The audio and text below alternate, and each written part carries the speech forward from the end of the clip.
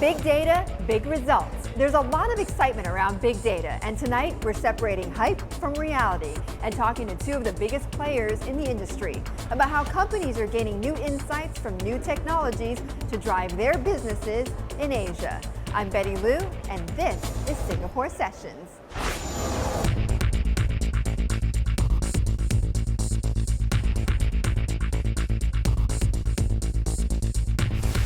Singapore Sessions, bringing together executives with a range of perspectives and experiences to talk business in Southeast Asia. Tonight, billions of dollars at stake in the billions and billions of bits of data that are being collected all around us. How can companies capitalize in retail, in manufacturing, in communications? We'll be asking two masters of the big data universe. Doug Cutting, Chief Architect of Cloudera, a true pioneer in the industry, and Todd Papaioannou, Chief Technology Officer of Splunk and previous Chief Cloud Architect at Yahoo. They are former colleagues and now they're competitors. We brought them together in San Francisco recently, and on the way, we asked what they were interested in hearing from each other. I want to learn what people are thinking about big data, what their concerns are, what their fears are. I want to learn technically what things Splunk finds useful. I'd be very interested to see what traction with customers Cloudera are getting in the Asian region. Very interested to see if there's overlap, if there's similar customers, and what Doug and Cloudera are seeing. Close to 90% of the world's data was created in the last 2 years, with a petabyte. That's the equivalent of 500 billion pages of text generated every 11 seconds. With the big data market already worth $16 billion, company executives need to know how best to mine the data and how to monetize the insights they glean. Bloomberg's Corey Johnson explains just what big data is and how companies in massive Asian markets are leveraging it for competitive advantage. Big data is suddenly a big deal. Yes, that was a pun. But what is big data? Well, what defines big data is as much what it isn't as what it is. Big data isn't a technology. Rather, it's the use of technology to dig for information gathered from all over the world, from Asia to the US to Europe and beyond. But why is that global innovation of big data happening now? Well, devices are a big part of it. Every tap of the mobile phone is generating digital data. At the same time, the cost of transporting that data is falling. And the price of storing and manipulating that data also falling. And the chips, powerful new semiconductors, can slice and dice the data like never before. To what effect? How about Maybank? The Malaysian banking giant is now gathering big piles of customer data to drive more personalized pitches for new financial products. Or Singapore's Sparkline, advising hotel chain Amari that its marketing budget was misallocated, and a big data fix boosted online bookings by 47%. What about Strava? Readouts from an athlete's phone monitors workouts and instantly compares them to other athletes doing the same workout. And even this, Delectable, big data pioneers who launched a new wine app. Users snap images of the wine they're drinking.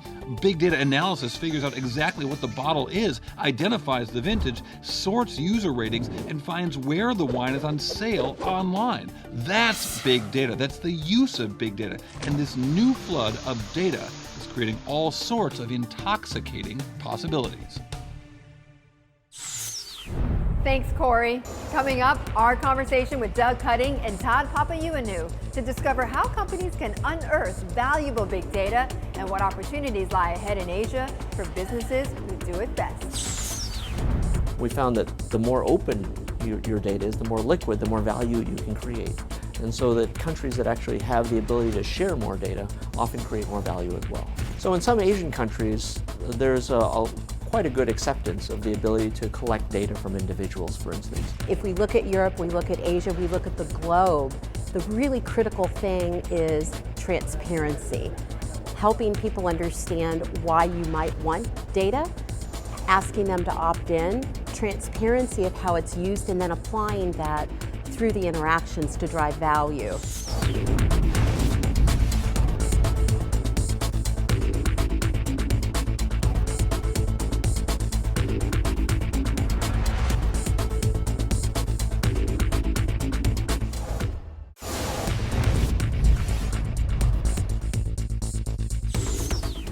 Doug Hutting and Todd Papaioannou are both influential CTOs of big data companies and both worked at Yahoo in the glory years. Their companies, Cloudera and Splunk, are seeking to expand aggressively in Southeast Asia. And while Doug and Todd agree that mining massive amounts of data is important to every type of company, they don't necessarily agree on the best ways to extract and get real value from it. Doug, Todd, thank you so much. This is going to be a great conversation. So let me start off with this question. A lot of people throw around this whole idea of big data, right? They know this is the big trend. They throw around that term big data. They kind of feel they know what it means, but they don't really know what it means. I mean, you guys know what big data really means. So Doug, start with you on this. How do you define big data? How is it defined through your company? We've got computers in our pockets, and cash registers, and cars. They're everywhere, and data is flowing through them. And companies have started to realize that they can afford to save more of that data. And when they have that, they have this more accurate, higher resolution picture of what they are, they can improve themselves. And so the companies that are succeeding are those that are doing this effectively. And so industry after industry, companies are finding they need to do this to compete. Todd, tell me about you and how you define big data. Yeah, I think as Doug said, over the last couple of decades, there's been more and more data being generated because there's more and more devices. And traditionally, companies used to just look at that data, machine data, operational data, and throw it on the floor and think there's no value in it. And what people have realized now is that there's actually a lot of value to be extracted out of that data. And with the price of storage going down, or the price of computation going down, the value that can be extracted has become greater, right? And there's a lot more insight that people use to drive their business. And that's kind of where we play, right? So Splunk as a company, we offer a data platform, and we allow companies to pour data into it from anywhere, any device, anywhere on the network, and then extract value. So, as Doug mentioned, folks on websites, clicking on things on your mobile phone, when you're on Flickr or Facebook or Yahoo or, whatever you're doing online, you're sending off a signal, and I think of that as consumer signals. What we do is allow companies to ingest those signals in real time and drive value out of them, make decisions from that data. I was reading up on some research on big data, and a couple of articles have talked about how the healthcare industry, for instance, could use big data and could really benefit from extracting information out of big data. One report said that if the healthcare industry used big data correctly, they could save $300 billion a year. Those are big numbers being thrown out there. Is reality going to catch up with those expectations, or are these numbers just thrown out there and only to hype it up? I think people always throw out big numbers, but I think there is actually a ton of opportunity in healthcare. It's one of the industries that we play in. There's a lot of low-hanging fruit. Like we have customers who in the healthcare industry who are taking in a bunch of data, say in hospitals, to optimize the patient experience and optimize the delivery of medicine and drugs to people in the healthcare industry. I think there's other industries as well, transportation, oil and gas, manufacturing, agriculture, that have a ton of data that we're seeing, incredible value delivered from that data. Now I'll give you a good example. 300, okay, go ahead. I'll give you a good example, right? So we have a customer, New York Air Brake. They work with a lot of the rail transportation companies in the US, and what they do is they help optimize the trains running on the lines, you can think of it, right? Well, using our software, they've been able to optimize the routes and optimize the efficiency of their engines, and they've saved about $1 billion in fuel costs using our software. That's real money, right? Their fuel costs are actually larger than the US Navy, so saving $1 billion makes a big deal to them. How about you, Doug? Well, in healthcare in particular, there's a lot of opportunities. In general, in these industries, it's happening. I don't think it's hype, but it happens at a measured pace, because big corporations don't switch their systems over overnight. They do it when they need to, when they have to, when there's an opportunity that's going to make a big difference. They move relatively slowly. And in healthcare, an amazing opportunity is just in consolidating the different kinds of data they have. And this is a trend you see a lot, is that companies in different departments have different databases that they manage independently, and they have a hard time combining and seeing the benefits that you might find when you do that. These things complement one another. So in healthcare, you can have the medical records about the patients. you can have the billing data, you can have the operational data for hospitals and all of their facilities. All these things, if they work together well, can be optimized. And if they don't, you'll do poorly. So there's an opportunity to bring these together on a platform that enables these different kinds of data to be put in a single place inexpensively and processed flexibly. Well, if you say it saves you money, then of course that's gonna get your foot in the door. Get your foot in the door. But do you ever have a hard time convincing someone that this is a good step?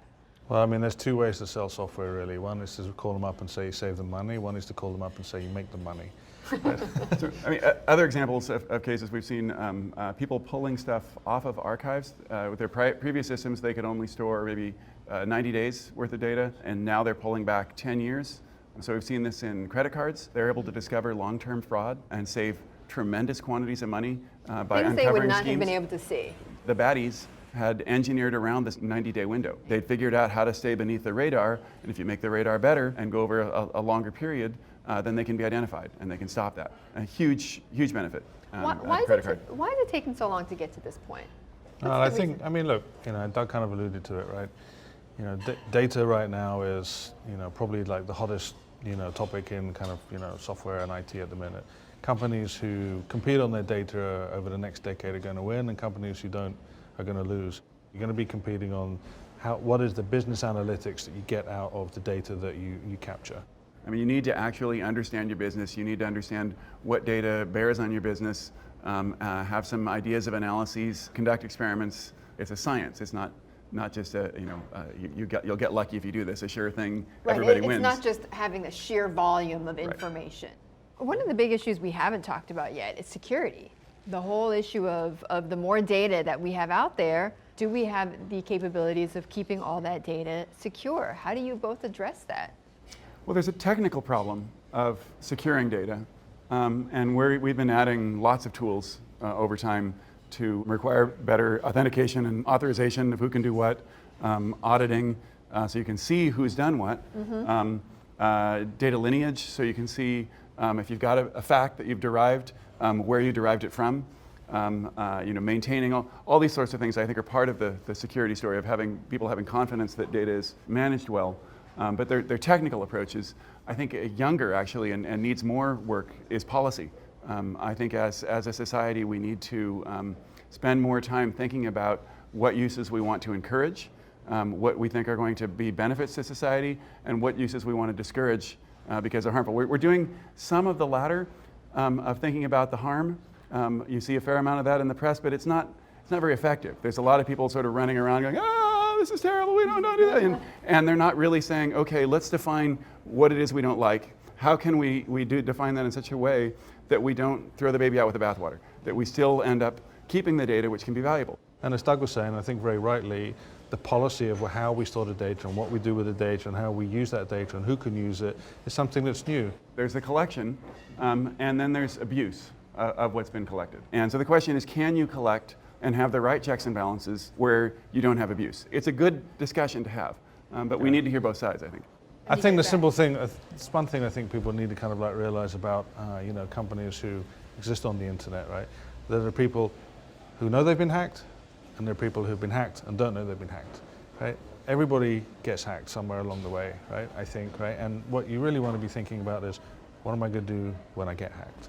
Obviously, there are professional bad guys out there and professional, institutions who are looking to use that data for nefarious purposes. But there's a lot of good that have been got from large-scale data as well, right? I'll give you a good example. There were floods in Asia. We have a social for good program, Splunk for Good. And what our folks out there were able to do was take a lot of the data from water levels in villages, real-time data, and show real-time maps of where the levels were coming up and down. Mm-hmm. And so folks could go online and see kind of like, am I in the flood zone? Am I actually going to be getting flooded? This is good that could come from the data. Right? So to Doug's point, I think we need to understand how we use data and where it's used and what are the good purposes for it and what are the bad. And show the good more than the bad. We're not there yet. We're going to figure it out. Is that hard to figure out, though? It's a data problem. Yeah, I was going to say, you should crunch your data. That's what we do, right? When we come back, Doug Pudding and Todd Papaioannou talk about how they're growing their businesses in Asia and how companies can benefit from big data. In general, big data companies aren't necessarily something that has to operate in real time. But in my universe of internet operations, the sorts of information and insights it can give me in real time is incredibly valuable, where I didn't have it before.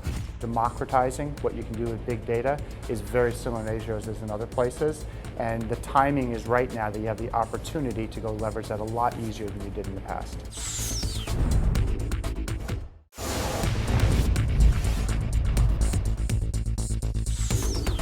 Welcome back to Singapore Sessions on Bloomberg Television.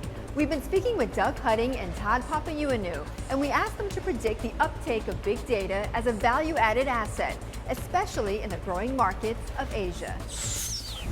Both of you travel extensively, and you both travel all over the world, and you see big data and how it's being used in different countries. So in Asia, is there a different understanding or application to big data than it is here in the United States? I don't think so. Go ahead. So every country is a little different. You run into different regulatory regimes, and you need to make sure that you have the right tools so that people can implement the policies they're required to by law. We've been through that a few times in a few parts of the world. They aren't that different. There's also localization in terms of language. There's getting people on the ground to do services.